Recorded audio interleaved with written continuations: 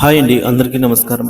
Welcome to my channel. ఈ వీడియోలో AP ప్రభుత్వ ఉద్యోగులకు, పెన్షనర్లకు 8% ఐఆర్ మధ్యంతర వృత్తి ప్రకటన, దసరా కానుకగా చంద్రబాబు సంచలన నిర్ణయము, పూర్తి వివరాలేంటో ఈ వీడియోలో తెలుసుకుందాం. వీడియోని ఎక్కడే కానీ స్కిప్ చేయకుండా ఎండ్ వరకు చూడనప్పుడు ఇన్ఫర్మేషన్ పూర్తిగా అర్థమవుతుంది. వీడియో చూస్తున్న ప్రతి ఒక్కరు వీడియోకి లైక్ చేయండి ఫ్రెండ్స్. అలాగే ఈ వీడియోని తోటి ఉద్యోగ పెన్షనర్ మిత్రులతో అయితే షేర్ చేయండి. కొత్తగా మన ఛానల్ని చూస్తున్న వారు సబ్స్క్రైబ్ చేసుకున్నట్లయితే దయచేసి మన ఛానల్ని సబ్స్క్రైబ్ చేసుకోండి. దీని ద్వారా నేను చేసే లేటెస్ట్ వీడియోస్ అన్ని మీ వరకు రీచ్ అవుతాయి. ఇక ఆలస్యం చేయకుండా వీడియోలోకి అయితే వెళ్ళిపోదాము.